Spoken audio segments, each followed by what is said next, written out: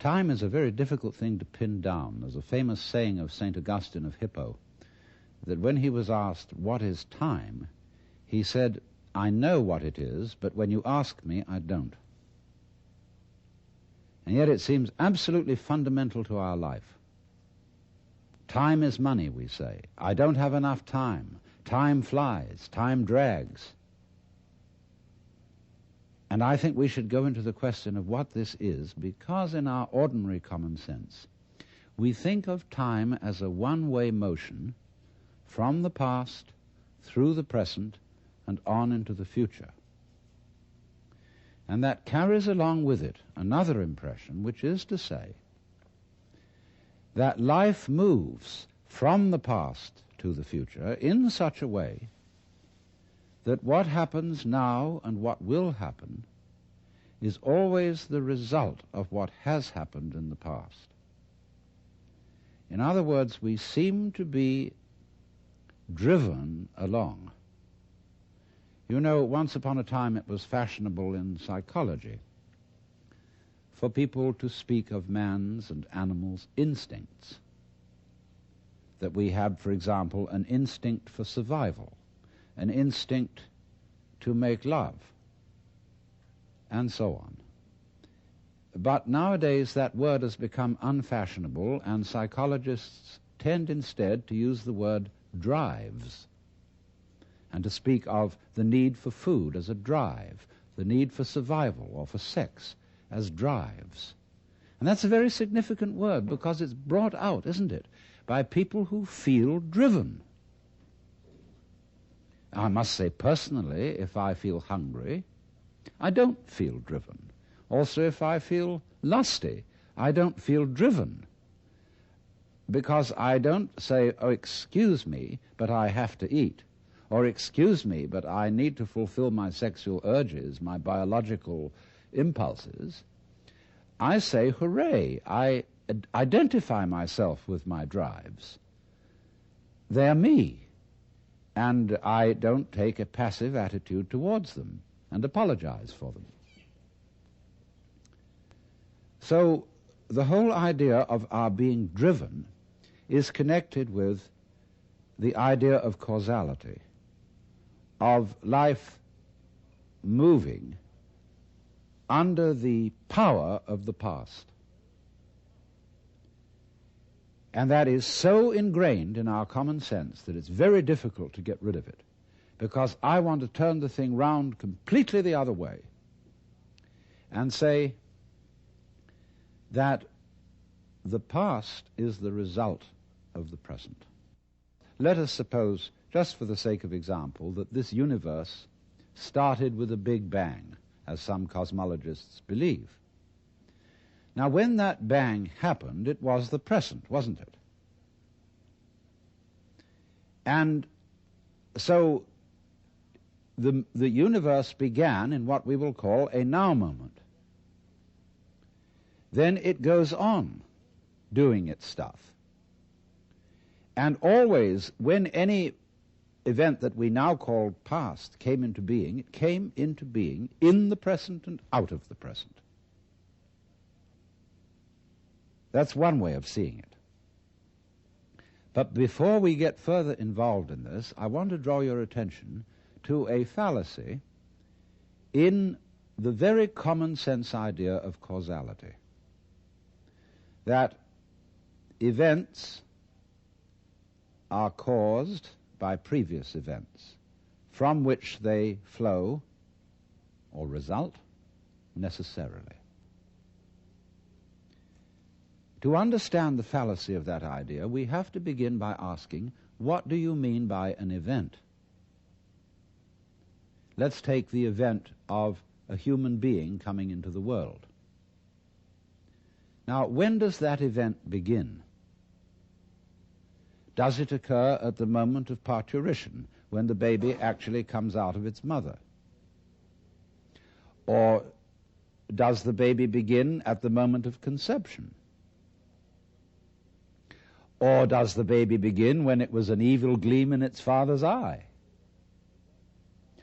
Or does a baby begin when the spermatozoa are generated in the father, or the ovum in the mother. Or could you say a baby begins when its father is born, or when its mother is born? All these things can be thought of as beginnings. But we decide, for purposes of legal registration, that a life begins at the moment of parturition, and that is a purely arbitrary decision. And it has validity only because we all agree about it. Let me show you the same phenomenon in the dimension of space instead of the dimension of time. Let's ask, how big is the sun? Are we going to define the sun as limited by the extent of its fire? That's one possible definition. But we could equally well define the sphere of the sun by the extent of its heat. We could also define the sphere of the sun by the extent of its light. And each of these would be reasonable choices, except that it's rather difficult to keep track of the extent of its light, because we're inside it. And therefore we have arbitrarily agreed to define the sun by the limit of its visible fire. But you will see in all these, by these analogies, that how big a thing is, or how long an event is simply a matter of definition. Now, therefore, when by simple definition, for purposes of discussion, we have divided events into certain periods, we'll say the First World War began in 1914 and it ended in 1918.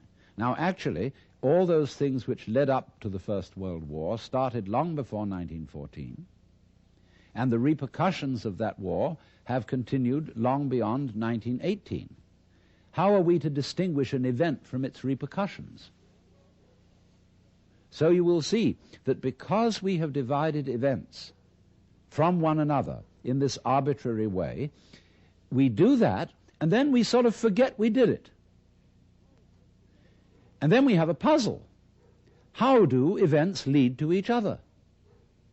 Because you see, in reality, there are no separate events. Life moves along like water. And it's all connected, as the source of a river is connected to the mouth and to the ocean. And all the events or things going on are like whirlpools in the stream. Because you go there today and you see a whirlpool.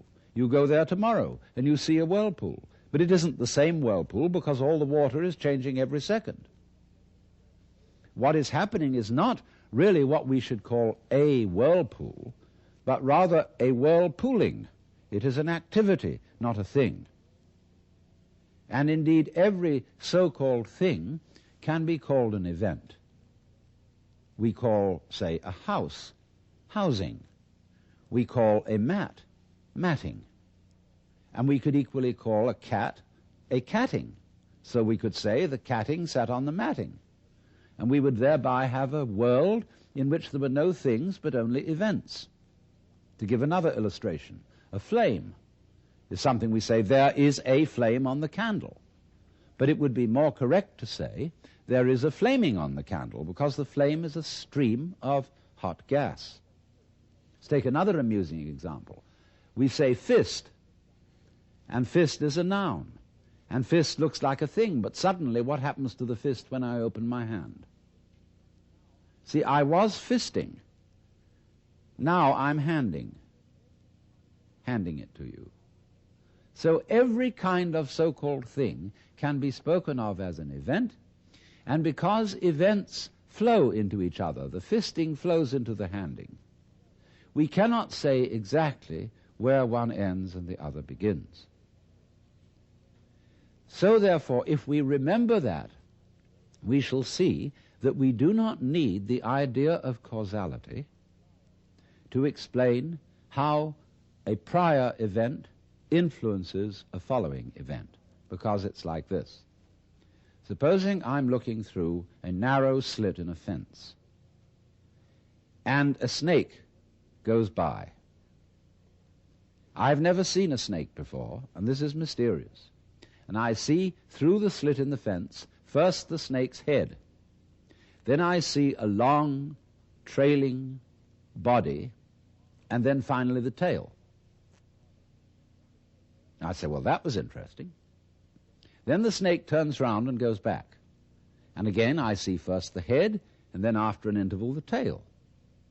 Now if I call the head one event and the tail another, it will seem to me that the event head is the cause of the event tail, and the tail is the effect. But if I look at the whole snake, I will see a head-tailed snake, and it would be simply absurd to say that the head of the snake is the cause of the tail, as if the snake came into being, first the head and then the tail. The snake comes into being out of its egg as a head-tailed snake. And so in exactly the same way, all events are really one event. We're looking, when we talk about different events, we're looking at different sections or parts of one continuous happening. And therefore, the idea of separate events, which have to be linked by a mysterious process called cause and effect, is completely unnecessary.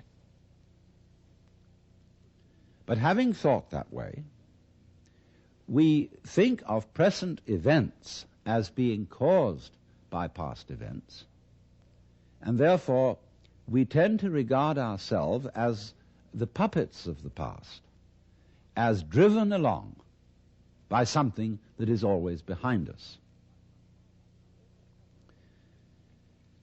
Now, to overcome this impression, it's very simple.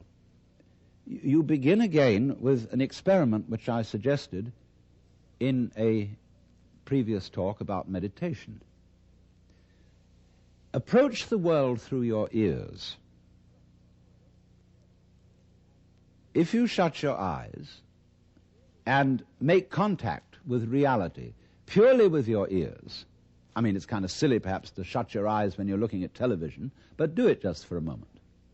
And you will realize that the sounds you are hearing are all coming out of silence. You hear, and it fades away, fades, fades, fades, fades, and finally disappears. It's a curious world, this, isn't it? Because you hear all the realities in it, the sounds, suddenly coming out of nothing. You don't see any reason for them to begin. They just appear, and then they echo away through the corridors of the mind, which we call memory. Now, if you open your eyes, it's a little harder to see this with your eyes because, unlike sounds, the eyes sound static. Or rather, they look static. Everything looks still to your eyes. But you must understand that the world you are looking at, say when you look at a light, that light is vibrating. All material things are vibrations, and they are vibrating at you now in the same way as the sound was vibrating on your ears. In other words, the present world that you see is a vibration coming just as the sound comes out of silence. The light is coming out of space. It's coming out of nothing straight at you now and echoing away into the past. So the course of time is really very much like the course of a ship in the ocean. Because here's the ship, you see, and it leaves behind it a wake.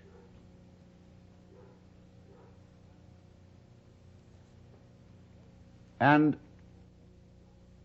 the wake fades out, and that tells us where the ship has been,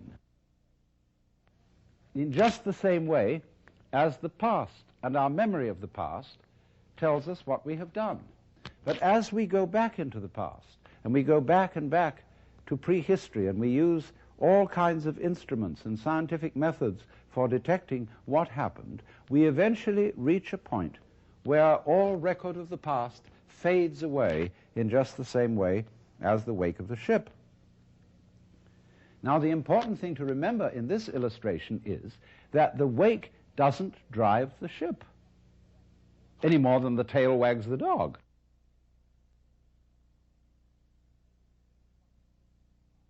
Supposing there's a neurotic, difficult child, and one school of thought used to say, well, bang him about, beat him up, and maybe he'll change. But then they said, oh no, that's not fair to the child to beat him up because it was his parents. They didn't bring him up properly. And so then they say, well, punish the parents. Well, the parents say, excuse me, but our parents were neurotic too, and they brought us up badly, so we couldn't help what we did. And so since the grandparents are dead, we can't get at them. And in any case, supposing we could, we would pass the whole blame back to Adam and Eve in the Garden of Eden. And they say they started all this mess. But then Eve would say, no, the serpent tempted me and I did eat, and it was the serpent's fault. Well, you know, when God, in the story of Genesis, asked Eve, didst thou eat the fruit of the tree whereof I told thee thou shouldst not eat? She said, oh, but the serpent tempted me, and I did eat. And God looked at the serpent, and the serpent didn't make any excuse. He probably winked. Because the serpent, being an angel, was wise enough to know where the present begins.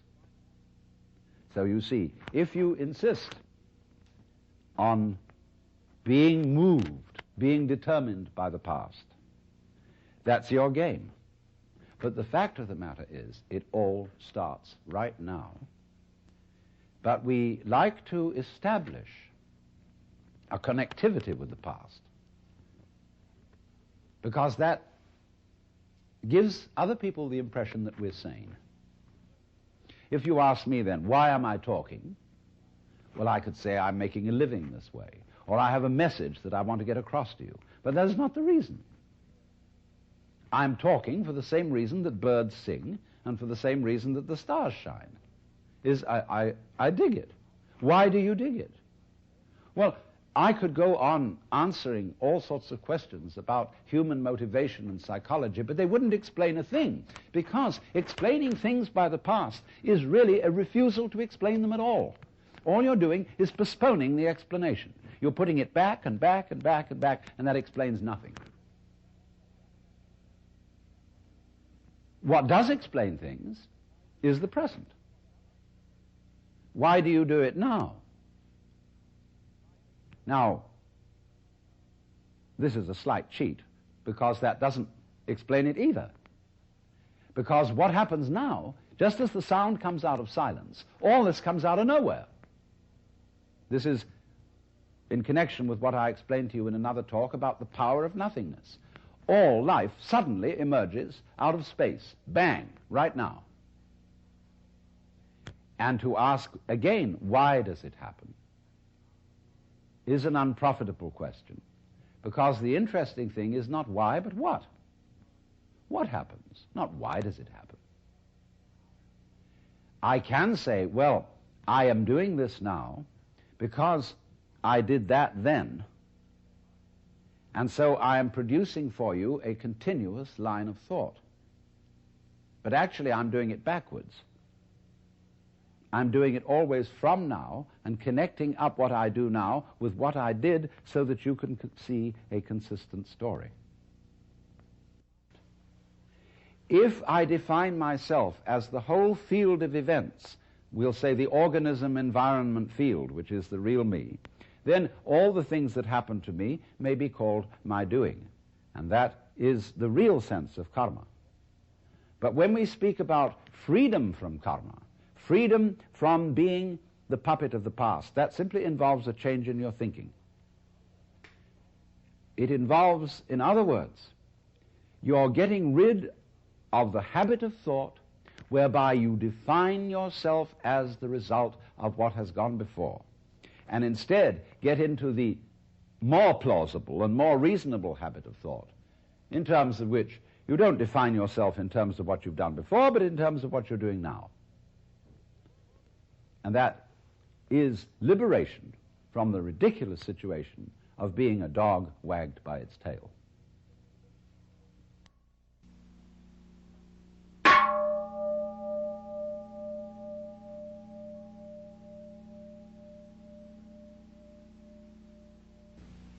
Tonight I want to tell you 3 fantasies, all of which have something in common. The first fantasy is about reproduction. We use the word reproduction in 2 principal ways. When we talk about the biological reproduction of the species, and when we talk about making a good reproduction of something in terms of a painting, a photograph, or a recording, or a videotape. And what is all this about reproduction in that direction? Hundreds of years ago, kings of Europe who wanted to form feudal alliances by marrying the princesses of far-off states would have painters send portraits of the lady in question to see if His Majesty approved of her before he got her. And there's a famous story in which Henry VIII of England was badly cheated in this respect by a too flattering portrait of Anne of Cleves. And therefore there grew up a kind of morale among artists in the European tradition to make faithful reproductions of people. And they perfected their technique, beginning with the marvelous work of the Renaissance painters and the Flemish painters, and going on finally to what was called art officielle in the 19th century. We got what we now call photographic realism. But then they said, isn't there some more scientific way of doing this? And so they discovered the camera. And first of all, there were, remember those brownish daguerreotypes? And people said, well, that is pretty. It really looks like Grandpa, doesn't it?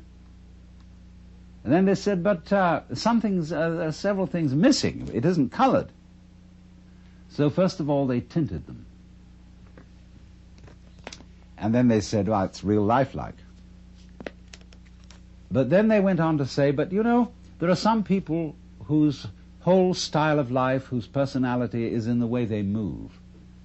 And if you just take a static shot like that, the personality isn't there. It's the way they go. So they said, we've got to have some way of making people move. So they invented the movies. And I remember when the first movies came out, they were all going, everybody was going, in a jerky way. Then they smoothed it out and they said, oh, that's real lifelike. But they said then, but there's another thing about reproducing people, which is that they talk, and a whole lot of their personality is in the voice. So can't we have them talking at the same time that they move? So they invented the talkies. And then to get it more lifelike still, they colored them. They said, wow, now we're really getting somewhere. Then, to make it even more real, they put it in 3D. And you had to wear sort of spectacles over your face to see it that way. But then they went on to say, why is it that every time we want to see one of these things, we have to go down to the center of town? Can't we have it all at home? And so television came on. And in television, they first of all started out with black and white, and it was kind of like Robert Benchley once described the cuts in French newspapers as all looking as if they'd been made on bread. Well, that was television at a certain period. And then they improved it, and then they colored it, and that's where we are now. Not quite. Because somebody has come out with the thing that we shall all be seeing soon, which is the hologram. A television image produced by laser beams, where you see a three-dimensional figure out in the air in front of you. I say, isn't that marvelous? Whew. And then, but of course, when you go up to it and you put your hand on it, your hand goes right through it. You can't touch it. And you see, that was always the trouble with television. because you look at whatever you're seeing behind a screen. It's intangible, it doesn't smell, and it won't relate to you.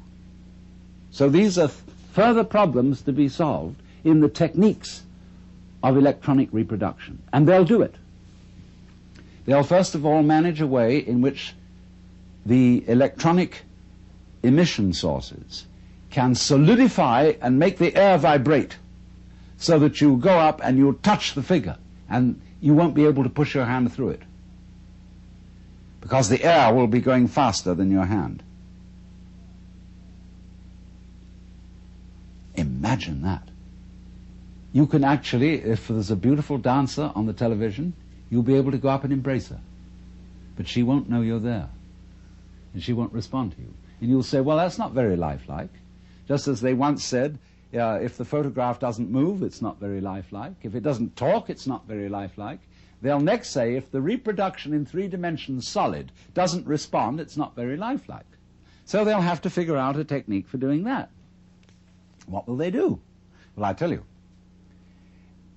Sitting in your home, where you're watching the scene on a kind of stage now, not on a screen, there'll be a TV camera observing you. And that TV camera will report back everything you do into a computer. And the computer will so manage each bit of information, that's to say, each tiny little granule unit of information going into the image that you're looking at, that it will immediately decide what is the appropriate response to the approach that you are making to the image. Won't that be crazy? You know, she may slap you in the face and she may kiss you. You never know. But then, they say, no, this is still not really the kind of reproduction we wanted. What we wanted when we looked at this scene is to be able to identify with one of the characters. We wanted to not just watch the drama that's being performed on the stage in front of us, but actually get into it. And so we want to be wired in with electrodes on the brain so that we will actually feel the emotions of the people acting on the stage. And so eventually we will get absolutely perfect reproduction. And we will be able to see that image so vividly that we shall become it. And so the question arises, could that be where we are already? Are we a reproduction which over the centuries of evolution has worked out to be a replica of something else that was going on? And we are where we always were? Now the next fantasy concerns the idea that every living being thinks it's human. And that means a plant, a worm, a virus, a bacterium, a fruit fly, a hippopotamus, a giraffe, a rabbit. That all these beings, wherever they feel out from, as we feel out from our bodies, feel that they're in the middle. That is to say, wherever you look, you turn your head around, and you feel you're in the middle of the world. You feel you're the center. And a rabbit or a fruit fly feels that it is a center. And it has around it a company of associates who look like it. And therefore, this creature knows that these are the right people, just as we know when we look at human beings. They're the right people. They are one of us.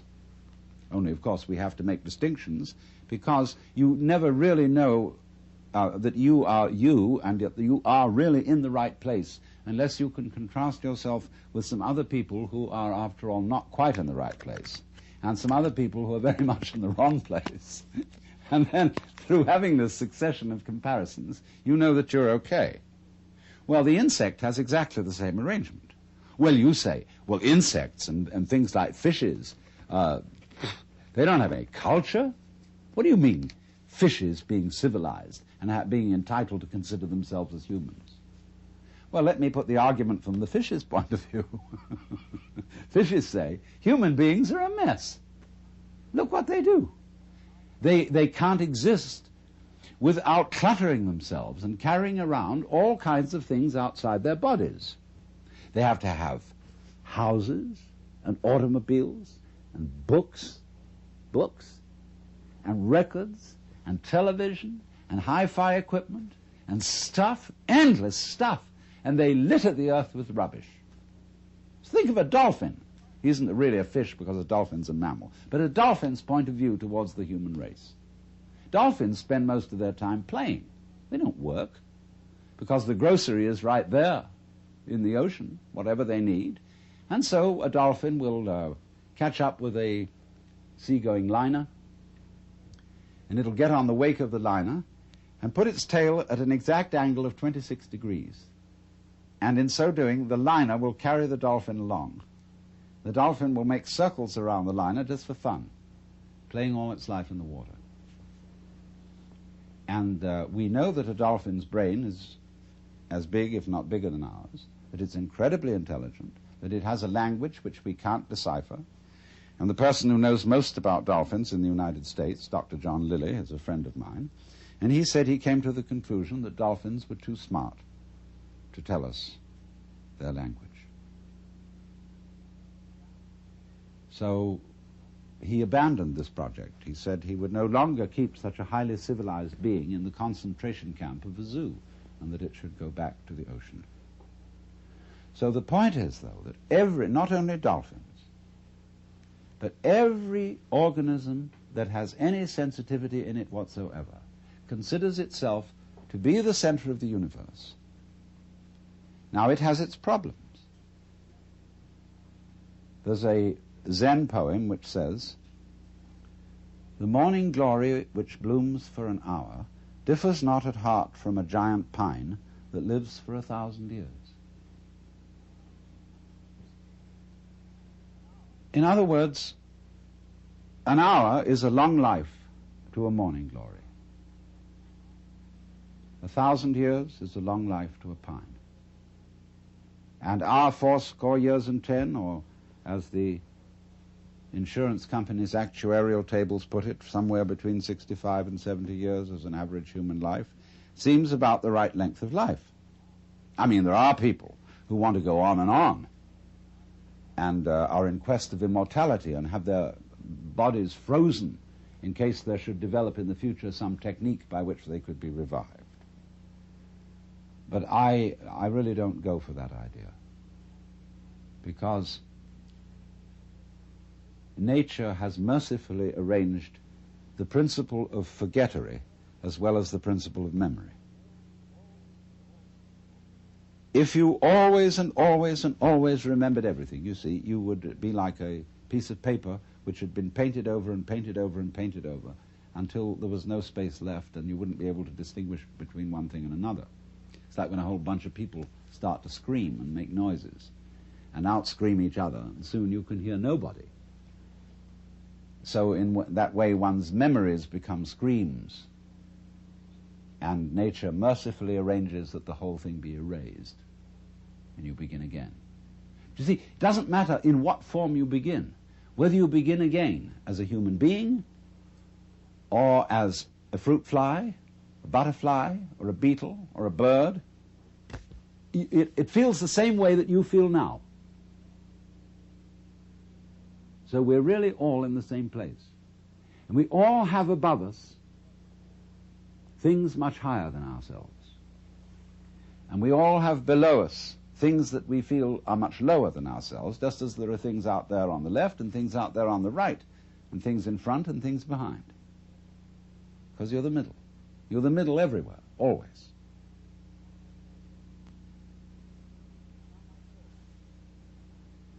Now my third fantasy. Nobody has, it seems to me, really seriously asked the question, how do stars begin? Why? How out of space do these enormous radioactive centers arise? Well, I'm going to solve this problem on the principle of the egg and the hen, because it is said a chicken is one egg's way of becoming other eggs. And if you've understood my second fantasy, you will see how that could be true. Now let's suppose then that a planet is one star's way of becoming another star. You know, stars, when they explode, they send a lot of goo out into space. And some of this goo solidifies into balls which get in orbit and spin round the star. And in one chance in 1,000 maybe, one of those balls will become like the planet Earth. And slowly upon it will arise what some people might call a disease called the bacteria of intelligent life. And they have a notion, these things that we call alive, that they ought to go on. They, they have a fixed idea in their heads that they should keep on doing whatever it is they're doing, and they should always be doing it better. So they divide themselves into different species, and these species compete with each other in order to, as it were, flex their muscles and get better and better at whatever it is they are. And they go on doing this until one species really establishes itself as top species in the particular area on the particular planet, as we human beings, Homo sapiens, have established ourselves as top species on Earth, whatever top means. Well then, when we have a little leisure and don't have to spend all our time finding food to put into our mouths, we start asking questions. And we look around at each other and everything and say, what is this? I mean, what's going on here? Well, some people say, that's a stupid question to ask. Why don't you just go on doing your work? Go hunting, go farming, go doing your business. They say, no, there are higher things. And so they create a special class of people who are in India called Brahmins, among us, philosophers, scientists, theologians, thinkers. And they go into this question, and they're allowed to stop farming, to stop hunting, to stop mining, to stop scrubbing floors, and to go to very special places called universities, where they can sit around and think about what is going on. Well, they think about this. First of all, they do what they call philosophy, which is they try to say what it means, what does the word be? What does the word exist mean? What do we mean when we say we're here? Well, they find they can't discuss that very far, because the word stops meaning anything. It sort of becomes a noise. They say, no, we're not really getting to the point. What we've got to do is, instead of thinking all the time and just theorizing and talking words about what's going on, we've got to investigate it experimentally. We've somehow got to look into this stuff that we call reality, a material world, and find out what it is. So they start chopping it up. See?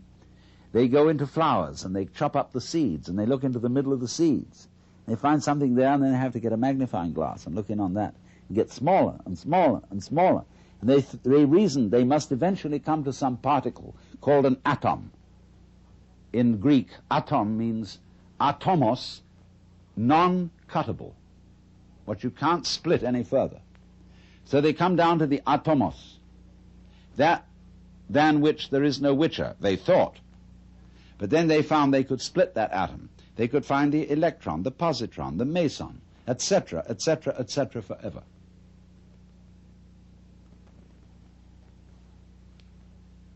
And so they said, well, this is a real science, because we've now found out that every atomos of matter contains immense energy, and that we could come to the point where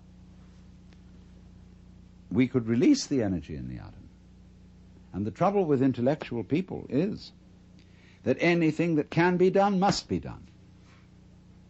And so eventually, in the necessary course of the development of nature, they found out how to blow the earth to pieces and turn it into a star.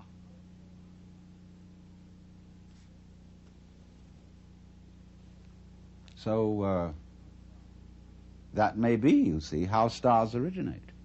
They have planets, like chickens have eggs, and the eggs burst and turn into chickens. And planets burst through the agency of intelligent life and turn into stars, which throw out other mud balls, which some of which stand a reasonable chance, about as reasonable a chance as, say, any male spermatozoon stands when it enters the female womb of becoming a baby. 1 in a million. And those spermatozoa are in exactly the same position as the planets and the stars. Now, I tell you, this is a fantasy. But you may ask me, isn't it a rather unpleasant fantasy? Aren't things going the wrong way, the wrong direction? In other words, if the whole point of life, I mean, this tender biological substance with all its tubes and filaments and nerves, which is so very sensitive, if all this is to end up in fire, into an absolute blaze of light, don't we say, oh, what a shame? Is that the way it ends?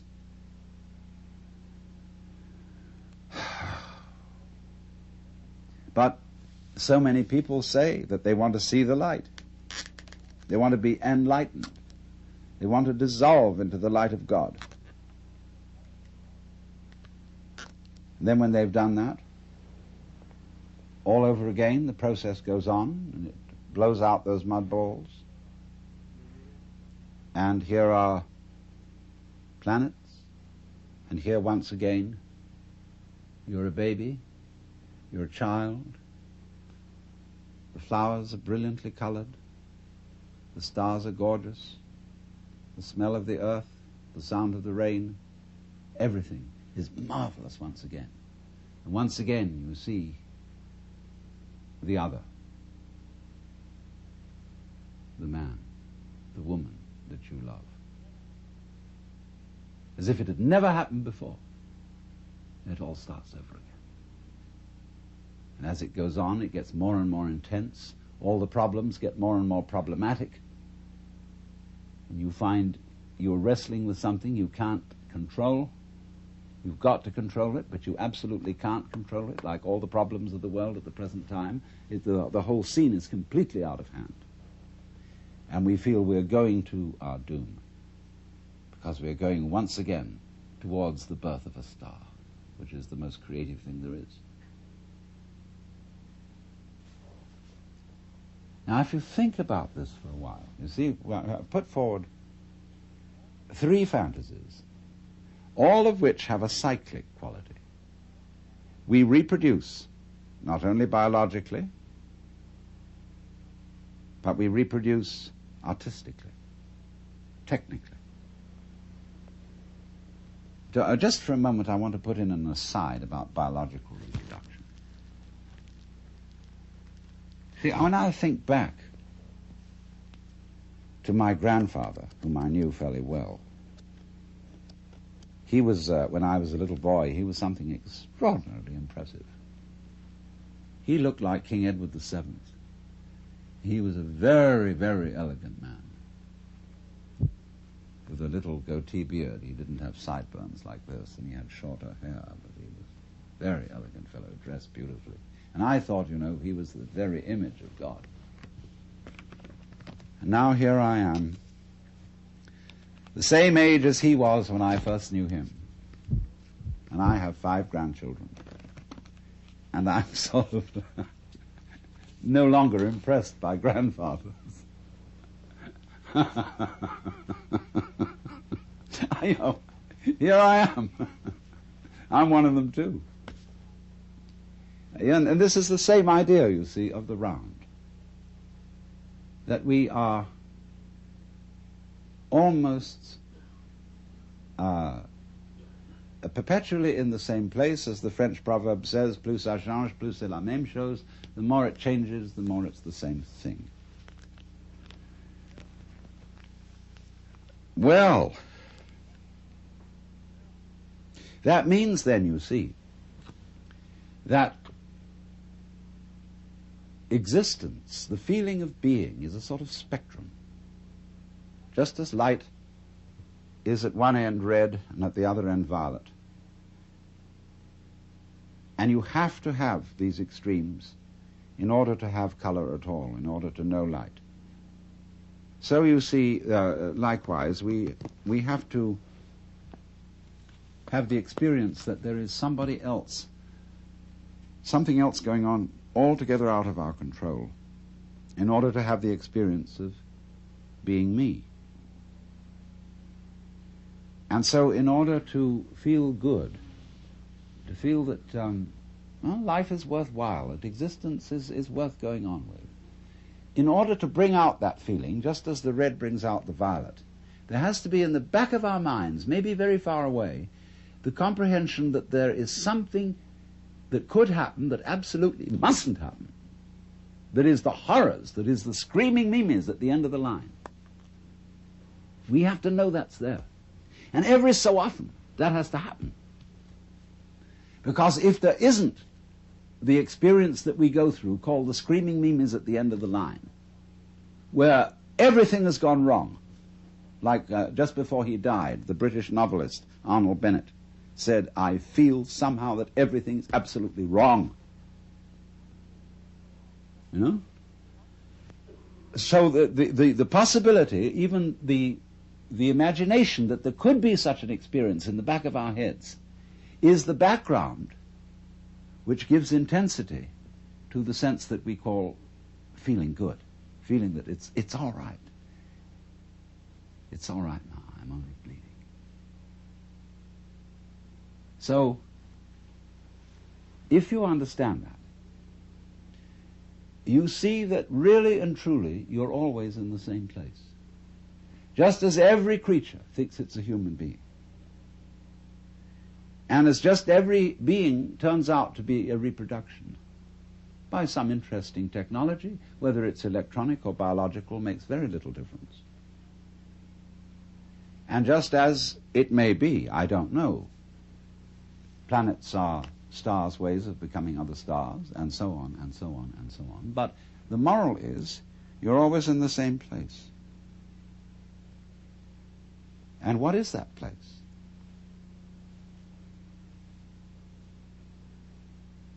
You can ask yourself very, very, I won't say seriously, because this isn't really serious, it's sincere.